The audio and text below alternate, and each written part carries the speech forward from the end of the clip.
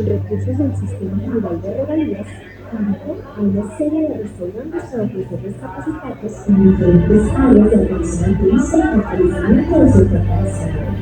Nuestros paisajes siguen siendo hermosos, nuestros pueblos únicos, nuestros sabores sorprendentes, y nuestra gente más fuerte y con los brazos más abiertos que nunca.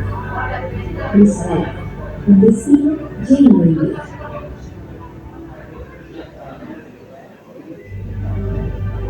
Para incentivar dicho fortalecimiento, invitamos a los restaurantes participantes en el proceso al concurso Sabores en Tierra, que contó con la participación de 23 federaciones en las 3 categorías establecidas: 10 platos fuertes, 6 bebidas y 7 cosas. Nuestros paisajes siguen siendo hermosos, nuestros pueblos únicos, nuestros sabores sorprendentes, y nuestra gente más fuerte y con los brazos más abiertos que nunca. Risaralda, un destino lleno de vida.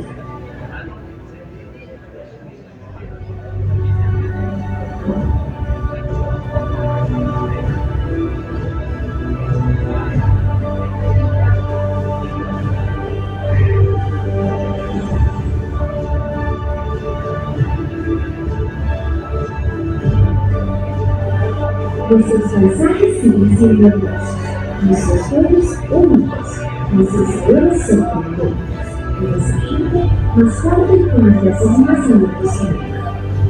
Risaralda, un destino lleno de vida.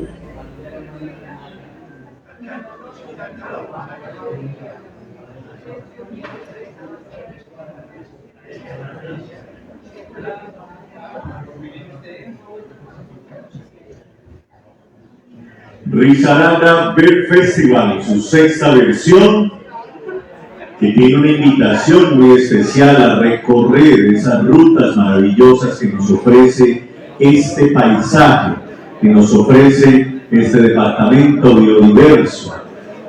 Recordemos que tenemos unas rutas diseñadas muy especialmente para ustedes. Algunos ya se han inscrito y algunos todavía pendientes por inscribirse. Y una invitación muy especial gracias a la participación de Parques Nacionales Naturales de Colombia, que nos acompaña, que es parte integral del Risaralda Beer Festival, que siempre están allí acompañándonos, haciendo esa tarea de brindarnos la posibilidad de conocer estos espacios, estos parques maravillosos que tenemos en nuestros alrededores. Tenemos una ruta muy especial, que es la ruta de la pava caucana, especie emblemática del municipio de Pereira, y que la podemos encontrar en el Santuario de Flora y Fauna Otunquimbaya. Allí tenemos programada nuestra salida para el día domingo, ¿sí? Lunes. Este lunes festivo tendremos nuestra ruta de la pava caucana allí en el Santuario de Flora y Fauna Otunquimbaya, y para esto pues queremos hacerles una invitación muy especial.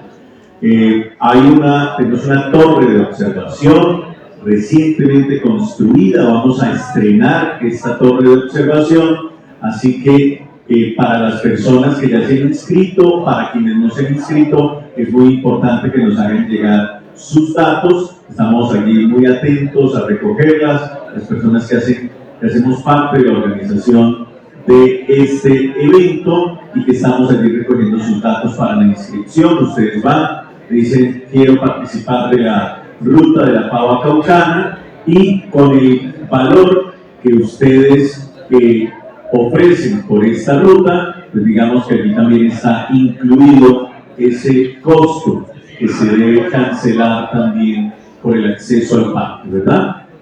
Vamos entonces a poder disfrutar de esta ruta y disfrutar, además de todos los atractivos, de todo lo que nos ofrece ese paisaje maravilloso del Santuario de Flora y Fauna Otunquimbaya. Vamos a continuar. Como pueden ver, ya ha ido avanzando la obra de nuestro artista, de Néstor Gómez, que nos está acompañando hoy. La meta es terminar la obra hoy, ¿verdad? Y ya más tardecito les iremos contando qué va a suceder con esa obra, a dónde va a ir esa obra.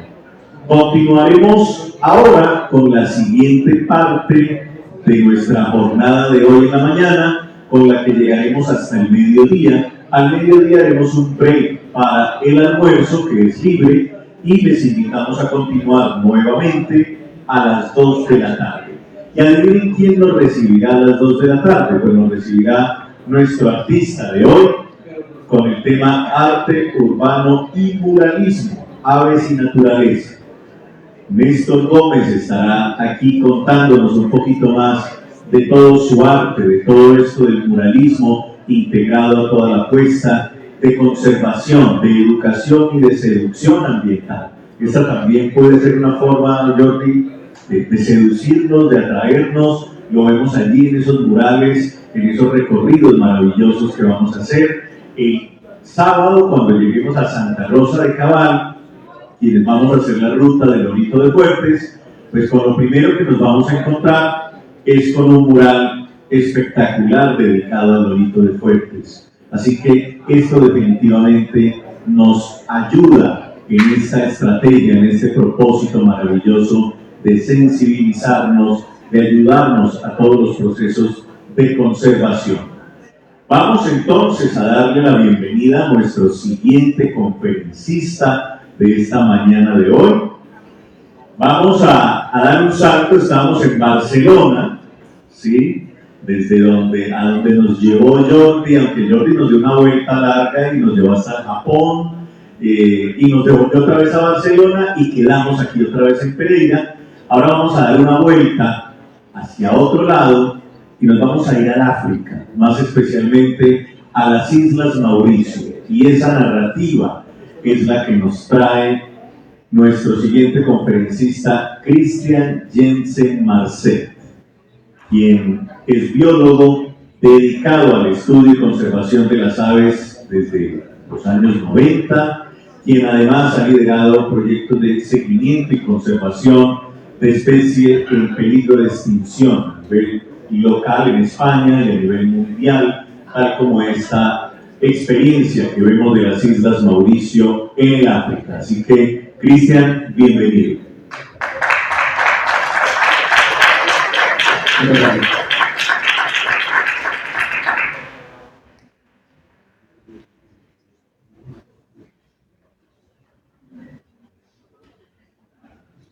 Bueno, muchas gracias. Le ruego, estoy un poco nervioso. Mi hábitat no es justamente una tarima y dar conferencias a nivel internacional. Y menos aún después de una persona como es Jordi Sabater, que lleva décadas y décadas y décadas haciendo este tipo de charlas. Y sobre todo, después de su charla, porque es realmente inspiradora, lo es ahora y lo fue hace 30 años, porque cuando yo tenía 10, 12 años, era una de esas personas que estaban ahí sentados escuchándole cómo nos explicaba sobre la guita, sobre las nutrias, y no solo eso, sino fue uno de esos niños que fueron a los campamentos de naturaleza que él organizaba desde la dirección del Parque Natural de Llanos como director, y allí pues nos sedujo a muchísimos, a cientos, sino a miles de niños, justamente a querer la naturaleza y a protegerla en lo que es a día de hoy. También quiero dar las gracias a la señora Rúa. La señora Rúa es una miembro del Banco de la República, la cual ha financiado, ha pagado el tiquete para venir aquí. Y luego, que al mismo tiempo, pues hemos podido aprovechar para hacer la captura de loros orejeamarillos, que está allí en el Alto Tolima, que el año pasado pudimos capturar 2 loros orejeamarillos para su marcaje con radiotransmisor vía satelital, y este año pues hemos conseguido también marcar uno de esos loros para luego poder saber su área de distribución, su área de movimiento, para esperamos en un futuro, con la ayuda de la Fundación, pues se pueda conservar sus áreas, los hábitats del bosque de palma, sabiendo sus zonas de movimientos y con esa especie, como especie paraguas, se pueda conservar muchas otras especies que hay en la zona.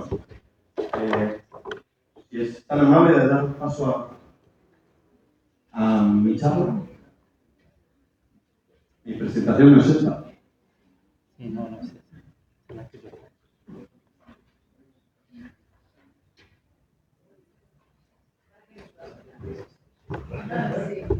Bueno, les voy a hablar un poquito cuando Juan Carlos, que también le agradezco que me haya invitado aquí, cuando Juan Carlos me pidió que viniera aquí a hablar sobre especies en peligro de extinción, me pidió qué les podía explicar de las cosas que yo había trabajado.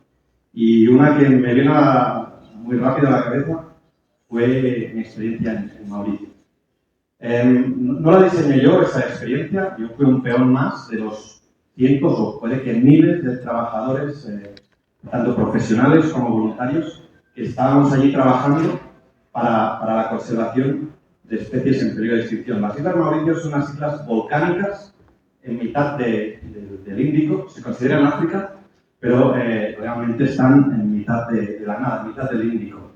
Y las islas volcánicas tienen un pequeño inconveniente, y es que son pequeñas en el mundo, no solo en Mauricio, son pequeñas, con unos hábitats muy restringidos y que cuando llegaron los colonos, pues empezaron a deforestar, a destrozarlo todo a nivel de hábitats, y esas especies que habían llegado allí, de forma, hay que tener en cuenta que una isla volcánica salió del mar, surgió de la absoluta nada, y todas las especies que llegaban desde fuera, desde otros continentes, sean africanos o bien Asia, llegaron allí en forma individual, en parejas, y llegaron a poblar esas islas, y con el paso de los miles de años llegaron a formarse especies endémicas de esas regiones. Evidentemente, con la llegada de los humanos se trajo especies foráneas, se trajeron las ratas, se trajeron los gatos, los perros, los macacos, y especies que habían evolucionado sin ningún tipo de miedo por esos depredadores, pues se vieron muy afectados. Se vieron muy afectados por tanto la destrucción de los hábitats como por la presión, tanto de la competencia como la predación de esas especies. Mauricio tenía otro problema, que estaba justo en la trayectoria entre África y Australia. Y en esas épocas de esos viajes en busca de nuevos mundos, en busca de las especies, eran un sitio perfecto para parada y fonda de los... Bueno, aquí están las Islas Mauricio, aquí tenemos Madagascar, y como les decía, era un sitio perfecto de parada y fonda para que los barcos, antes de llegar o bien a Australia o bien al continente, subcontinente de la India, para que pararan y pudieran coger provisiones para sus viajes. Tenemos que acordarnos que en esa época el escorbuto era una de las peores enfermedades que los navegantes podían tener. ¿Y qué hacían en estas islas? Cogían tortugas gigantes. La mayoría de gente conoce las tortugas gigantes por las Islas Galápagos, que todavía sobreviven allí, gracias al buen trabajo de conservación que se ha hecho. Pero también existían en muchísimas islas del mundo. Existían tortugas gigantes, increíble, aunque estuvieran al otro punto del mundo. Pero los humanos, gracias a ir sucesivamente en estas islas, las cogieron. ¿Por qué? Porque son capaces de vivir meses, semanas, sin tomar agua, sin comer, y eran la fuente de alimento perfecto para esos navegantes que iban de un punto a otro. Como la tortuga, pues también había una gran cantidad de otras especies de aves que también fueron saqueadas. Las Islas Mauricio se conocen hoy en día por un paraíso virgen, pero realmente no lo es virgen. Pero para mucha gente el mensaje turístico que se ha enviado es que es un sitio virgen, la gente lo conoce por sus viajes de nupcias. Mucha gente va allí en los viajes de boda por sus playas paradisíacas y sus lodges de alto standing, pero realmente la naturaleza solo queda centrada en su parte central, en el Black River National Park, que allí es donde queda, digamos, la fauna local de las Islas Mauricio. Es un ambiente tropical, de mucho calor, y seguramente entre los ornitólogos, los ambientólogos, conocemos la fauna que allí se ha ido extinguiendo. Y una de esa fauna fue el dodo. El dodo es seguramente la primera especie que se conoce en la historia que la extinguimos nosotros, los humanos. ¿Vale? Hay un libro al cual yo recomiendo a todos que se lean, de David Quammen, que se llama The Song of the Dodo. The Song of the Dodo, el canto del dodo, es una cosa que hemos perdido para siempre. Se conocen las pieles porque se colectaron, pero no se sabe cómo cantaba el dodo. Así, gran cantidad de cosas que hemos perdido gracias a estas extinciones. Y pensar que, por ejemplo, con el dodo era una especie de ave que no volaba, que comía unas nueces en las Islas Mauricio, de un árbol endémico. Con la extinción del dodo, se casi extinguió ese árbol. Se dieron cuenta que el dodo se comía esas nueces y por el tracto digestivo facilitaba, de hecho, la germinación de los árboles. Hoy en día solo quedan árboles grandes, de centenarios, porque el dodo ha dejado de existir. Y ahora hay proyectos de pasar esas nueces, esas semillas, por procesos de erosión para intentar germinar de nuevo esos árboles y que no se pierda la especie. Pero el dodo es un solo ejemplo.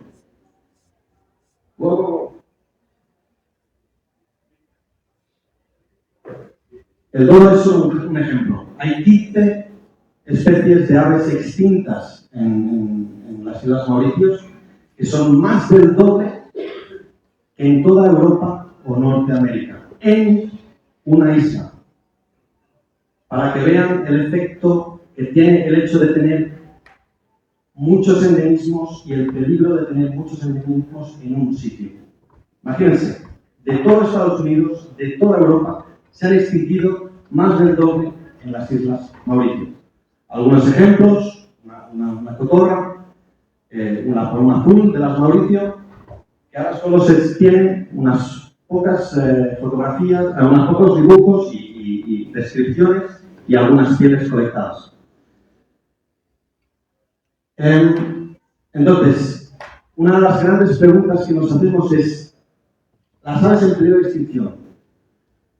¿Tenemos que actuar? ¿Vale la pena? ¿Sí? ¿No? Bueno, es un gran esfuerzo, pero vamos a ver si vale la pena. En las aves de Mauricio están, de las nativas terrestres, están todas excepto una en peligro de extinción. Todas. Solo hay una que es relativamente común. Todas las otras son introducidas. ¿Vale? Todas ellas han requerido de plan de manejo de alguna forma o de otra. Tanto planes de recuperación in situ, cría en cautividad, eliminación de especies invasoras y luego reintroducción ex situ de esas especies. Vamos a ver las diferentes especies en las que yo tuve la ocasión de colaborar y vamos a ver qué tipo de actuaciones se fueron haciendo en cada caso. Este es uno de los pájaros más míticos, seguramente, a nivel de las reintroducciones y de gestión de especies. Y es el Falco punctatus, el cernícalo de las Mauricio. Es una especie que quedaron 4 ejemplares. 4 ejemplares, de los cuales solo 2 eran pareja. A este a esta especie enviaron a un señor que es el director todavía de Carl Jones, lo enviaron BirdLife International a desmantelar el proyecto de conservación de la especie. Le dijeron, este pájaro está extinguido, no hace falta, con 4 ejemplares ya no podemos hacer nada. Está muerto. Y yo quiero a veces comparar las especies que están en peligro de extinción con una persona que está enferma. Las personas que estamos enfermas, imaginemos nuestros padres, nuestros hijos que están enfermos, que se están muriendo, ¿y qué haremos? ¿Los dejaremos tranquilos o tirados en la calle, tranquilitos, sin que no les pase nada? ¿O realmente los recogeremos, los llevaremos a un hospital, les pondremos los mejores doctores, enfermeros, los intubaremos, la mejor medicación para salvarlos? Bueno, yo soy de esa creencia. Cuando tenemos una situación crítica, no hay que desfallecer y hay que seguir intentando. Pues de esta experiencia de Carl Jones, este señor que enviaron a desmantelar el proyecto, se fue allí y la única pareja conocida les cogió los huevos. Una cosa que un montón de gente se pondría las manos a la cabeza. Y esos huevos los puso en la incubadora. Los padres volvieron a poner huevos. Una puesta de reposición. Una pareja que llevaba décadas sin tener éxito reproductivo. Volvió a coger esa puesta y los volvió a enviar en cautividad. En un solo año triplicó la población mundial de la especie. ¿Sí? Es la única rapaz superviviente y en ese momento se consideraba la rapaz más en peligro del mundo. Ahora la población estimada son de 350 individuos. De estar en peligro crítico de extinción, de prácticamente desaparecernos, ahora podemos decir que está como vulnerable, o sea, ha pasado 2 peldaños en la escala del peligro y podemos estar ya más tranquilos de que no va a desaparecer. Siguen habiendo programas de reintroducción. Este señor lo que hizo, Maurice Wildlife Foundation, era coger los pollos, los fueron llevando, bueno, los pollos, los huevos, en incubadora, les daban de comer los cuidadores con la técnica hacking, con una manopla parecida a un cernícalo, les daban de comer a los pollos y de esta manera no se enfrentaban. Era un poquito lo que le pasó a Jordi, que con la cipolla Guita, Guita se creía que era su padre o su madre. En este caso se intentaba que no identificaran al hombre, a las personas con sus padres.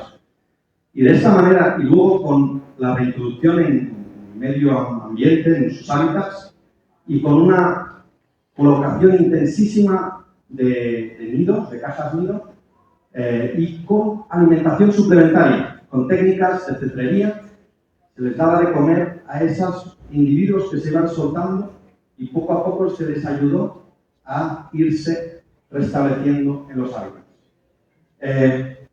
Bueno, un caso. Otro caso. La paloma rosada, el Pink Pigeon. 6 ejemplares. Ese es otro que estaba a punto de desaparecer. Ahora se ha llegado a la población a 450 ejemplares. Se sigue una intensa trabajo con esta especie de manejo. Toda la población está anillada. Todos llevan anillas de colores, no sé si llegan a verlo aquí, llevan colores de diferentes anillas de colores y se les sigue continuamente por dónde se mueven, dónde tienen los nidos.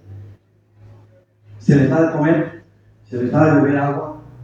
Mucha gente dirá, pero estos no son animales domésticos. Bueno, juegan libres, comen libres. Ellos deciden si quieren volver a los oviarios o no a comer. Y muchos lo hacen para tener ese plus de alimentación que les ayuda luego a poder dar de comer a los pollos y que esos pollos puedan seguir adelante. Con esta especie, luego se dieron cuenta que había un factor externo que no se sabía hasta entonces, que era la introducción de enfermedades. La tricomoniasis no había existido en Mauricio y los europeos se la llevaron y evidentemente infectaron a muchísimas especies de las cuales el pink pigeon sigue hoy en día muy afectada. Gran parte de la población está afectada por la tricomoniasis, de los cuales la mayoría de adultos sobreviven, pero los pollos no. Los pollos suelen morir por tricomoniasis en un 50-60% de ellos. Si se les da medicación, acaban muriendo de mayores. Lo que se está es forzando una evolución natural que ese porcentaje de pollos que realmente son resilientes a la enfermedad el día de mañana puedan seguir criando y llevando la población hacia adelante. Dentro de Mauricio, con el Pink Pigeon, lo que se hizo fueron 5 estaciones de campo en el Parque Nacional de Black River National Park. Allí, esas 5 estaciones de campo donde estábamos los voluntarios, vimos muy campestre, como una tienda aquí en medio del Tolima o de los Andes. Allí tenemos los aviarios, donde se les da de comer, donde se les hace las reintroducciones, donde se hace la aclimatación y luego se le hace el seguimiento a esos ejemplares. Además, todo alrededor de esas estaciones de campo se hace un control de erradicación de las especies invasoras. Porque hay partes bonitas en el trabajo, pero hay partes bastante desagradables. Y evidentemente la erradicación de las especies invasoras pues implica control de ratas. Se ponían una gran extensión de un gran número de trampas para la erradicación de ratas, gatos, mangostas, y los trabajadores éramos los que teníamos que encargarnos de erradicar esas especies. Y luego diseccionar, ver qué habían comido, qué implicaciones había. Y justamente donde había la densidad menor de ratas, en las partes más altas de la isla, era donde había mayor densidad de la paloma rosada y de todas las otras especies locales. Una de las cosas, antes les he dicho que solo había una especie común. Pues esa especie justamente es una especie cooperativa. Solo el 3% de las aves del mundo son reproductores cooperativos. Un reproductor cooperativo puede ser el lobo. Luego hay un macho alfa, una hembra alfa y luego toda una serie de ayudantes que les ayudan a esa pareja a tirar hacia adelante. Pues en este caso también hay una pareja alfa y luego una serie de ayudantes que lo que hacen es dar de comer a los pollos o hacer de distractorios en el caso de que haya un predador. En este caso siempre había un predador que era el ternícalo de los mauricios, por eso llegaron a evolucionar con un predador y sabían cómo distraer, pero todos los otros pájaros no habían aprendido a distraer a los predadores, por eso estaban todos en peligro de extinción. Una cosa que también se hizo con la paloma de la rosada, que también tiene que ver con la selección ambiental, es se cogió un islote fuera de la isla principal, donde no había ningún tipo de depredador. Y si los había, se erradicaron. En ese islote, la isla de los Agarets, allí se reintrodujeron la mayoría, excepto el cernícalo, se reintrodujeron la mayoría de las especies nativas. Pero al mismo tiempo, se invitó a ese turismo pudiente de Mauricio, se les invitó a que fueran allí a ver esas especies en peligro de extinción. No se las llevó a su corazón de reservas naturales, a ese parque nacional, a afectar a las poblaciones que estaban sufriendo y que ya tenían problemas, porque el turismo pues es bueno porque trae dinero, pero también es un impacto sobre las especies. Pero en la isla de los Agarets, como allí no había predadores, como allí tenían mucha más facilidad para criar, porque se les da comida, no había predadores, y se les acostumbró al hecho de que hubieran turistas. Los turistas iban a los comederos, los veían todas las especies y, evidentemente, pagaban su cuota. Y de esta manera financiaban a los proyectos que tenía la fundación de Maurice Wildlife Foundation. Esta fundación, acabo de decir, que se inspiró, o de hecho la patrocinó en gran medida Gerald Darrell, que es espero que muchos de ustedes uno de los mayores inspiradores que hemos tenido. Gerald Darrell ha cambiado, digamos, el concepto zoo. Hasta hace poco se entendía como un zoo, como la época isabelina, donde había leones y se le enseñaba a los niños que era un león, que era un elefante, que era una jirafa, pero hoy en día ya no hace falta. Tenemos móviles, tenemos vídeos, tenemos un montón de cosas, no hace falta enseñarle eso a los niños, a la gente. La gente lo conoce. Pero ese espacio se le puede dar a las especies que están en peligro de extinción y crear un reservorio de animales para luego trasplantarlos, reubicarlos en libertad. Y Gerald Darrell dedicó muchísima de su vida a Mauricio y a Madagascar y a muchos países de África, y en su zoo de Jersey hay todavía muchas de las especies en peligro de extinción y que han, gracias a él, recuperado en libertad. Otro ejemplo, el eco para aquí, la cotorra de eco, 12 ejemplares, también una situación muy precaria. Bueno, es uno de los proyectos de citácidos, o es el proyecto de citácidos más bien reconocido de todo el mundo, de recuperación. Ahora pues viene a tener 800 individuos y bueno, es un claro ejemplo de éxito.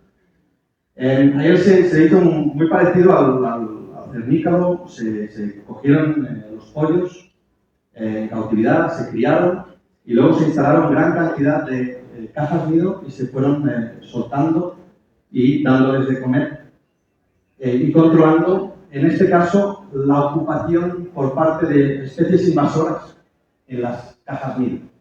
Las cajas nido se colonizaban de avispas europeas, de miná indio, que es una especie introducida, y de otras especies, y con el aumento de cajas nido pues se ha podido aumentar la población, y ahora pues pasa a ser una especie que ya no está en peligro de extinción, sino que está como vulnerable. Y aquí ya pasamos a los paseriformes, a los pájaros pequeños, que es en lo que yo trabajé más. Este es el Mauritius Fody, el Fodia rubra. A mí, sobre todo, me enviaron para formar a la gente en técnicas de misnetting, en técnicas de captura, de anillamiento, de toma de medidas y poner anillas de colores y hacer seguimientos de sus territorios, localizar los nidos. Y bueno, posteriormente el equipo que me sucedió, empezaron ya a coger los pollos, los huevos y a translocarlos a las islas. Y ahora pues bueno, hay más de 1.500 individuos y pasa a ser otra especie vulnerable y ya no en peligro crítico de extinción. Cabe que señalar que todo esto suena muy bien aquí, pero cuando estás allí 2 años viviendo en una tienda, con un colchón mohoso, picándote los mosquitos, pensar que allí había mosquitos por todas partes, estás cubierto de mosquitos, se picaban cientos de mosquitos por segundo, respirabas mosquitos, se te ponían en los ojos, evidentemente era muy duro.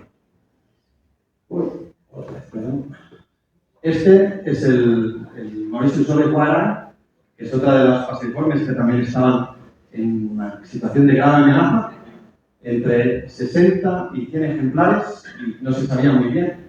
Y bueno, la misma técnica con el Fodia rubra, se cogieron los huevos, los pollos, se fueron translocando, se les fueron dando comida suplementaria y ahora hay más de 600 individuos. Bueno, con una población en la isla de los Regrets que da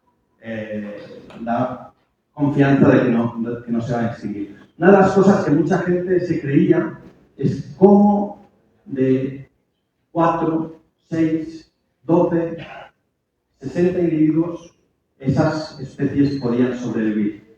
Mucha gente decía, son endogámicos, ya es imposible que sobrevivan.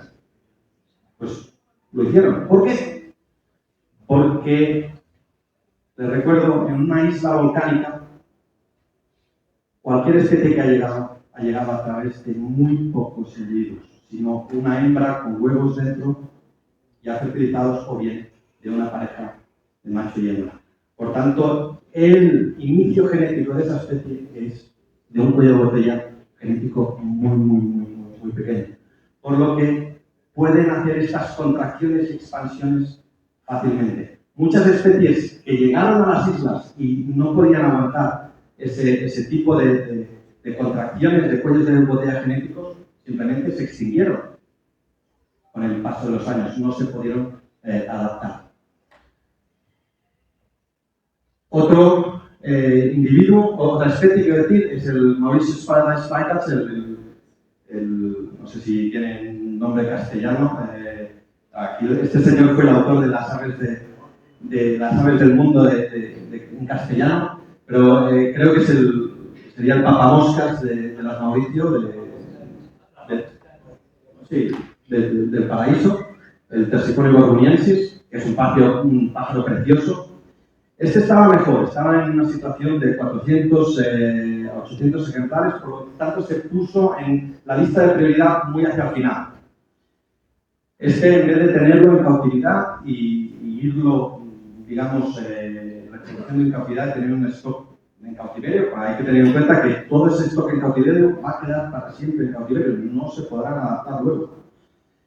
En este caso, lo que se hizo fue translocación de las poblaciones madre.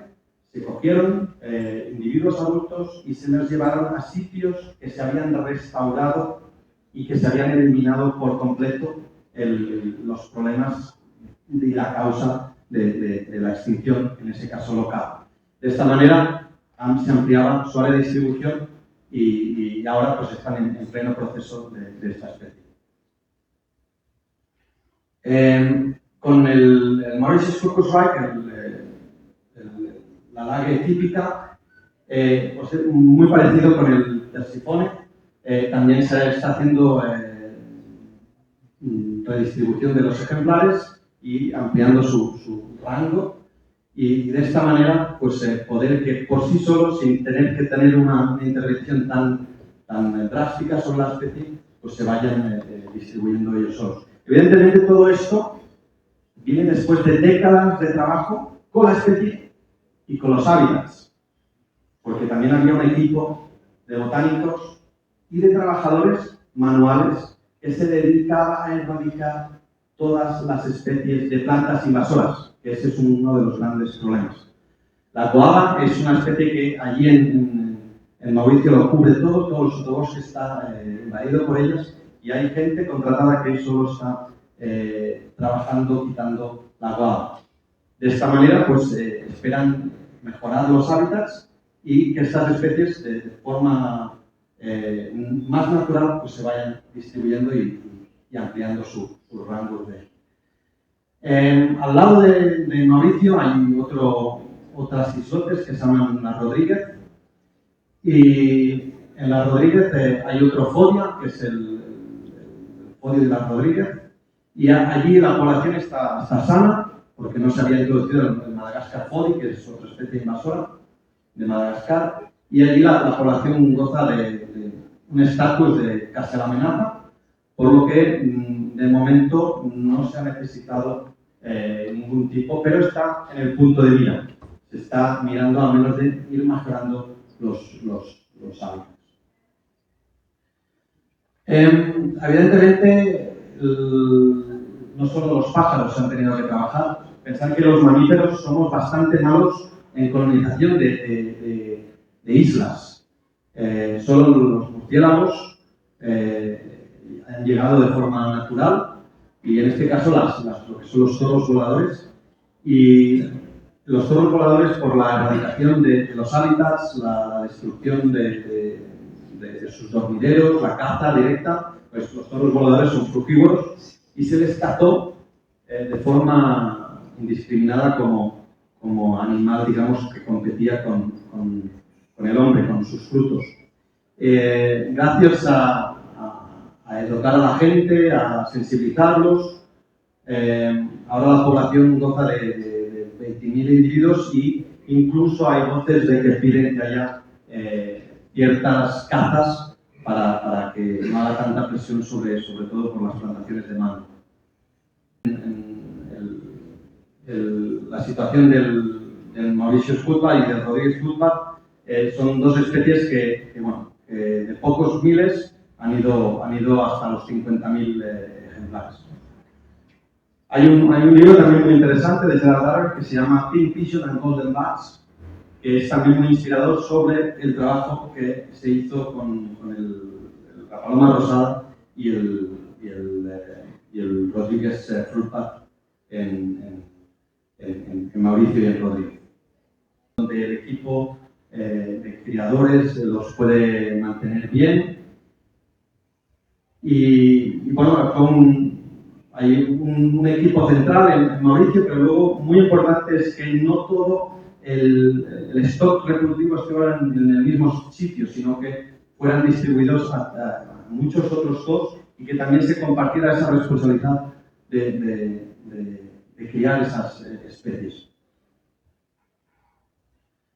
Y bueno, este es el caso de la isla de los Igrets, pero luego se escogieron 5 islotes más para restaurar los hábitats y restaurar las especies de la isla principal para ir,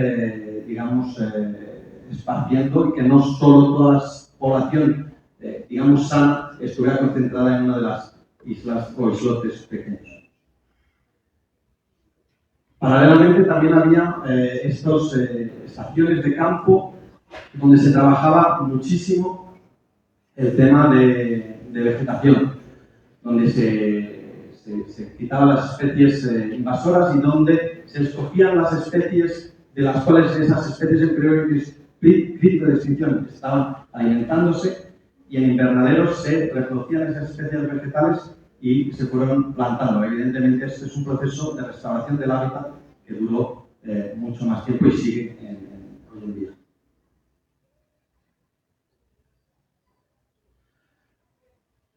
Y habiendo hablado de Mauricio, también quiero extrapolarlo esto a todo el mundo, e inclusive aquí a Colombia.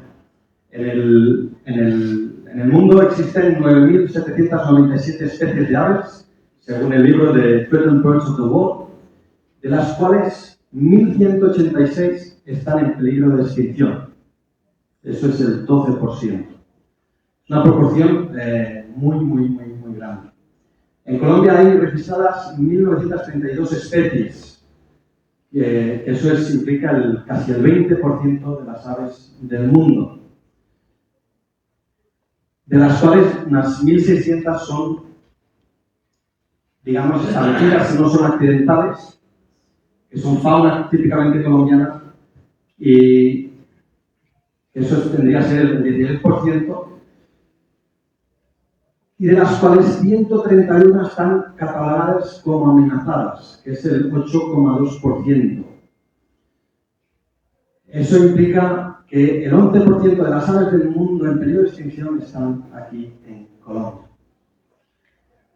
Eso es un problema muy grave. Que el 12% de las aves del mundo estén en peligro de extinción es una situación muy seria. Y dentro de ese rango hay una proporción muy alta que están en peligro de extinción, que estamos hablando de muy pocos ejemplares, o que están en peligro o están incluso extinguidas de forma salvaje y quedan solo en zoos. Y esta progresión va en aumento y irá en aumento en el mundo y evidentemente en Colombia. Y esta progresión tenemos que intentar pararla. Sobre todo en Colombia. Colombia está pasando, por lo que tengo entendido, por un proceso de transición.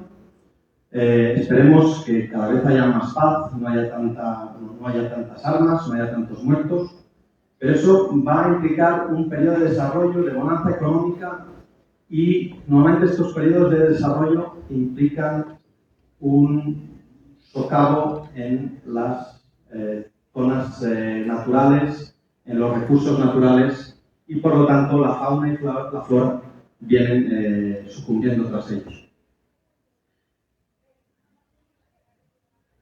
Dentro de Centroamérica, de Sudamérica, estas son las zonas con mayor número de especies en peligro de extinción. Evidentemente, aquí Colombia pues, es uno de los sitios que estas serían las zonas principales para empezar a actuar aquí en Colombia. Y una de las rankings, porque siempre oigo mucho que Colombia es seguramente el país con mayores especies del mundo, pero desafortunadamente Colombia también lidera en tercera posición uno de los rankings mundiales, que es el tercer puesto de especies en peligro de extinción en el mundo.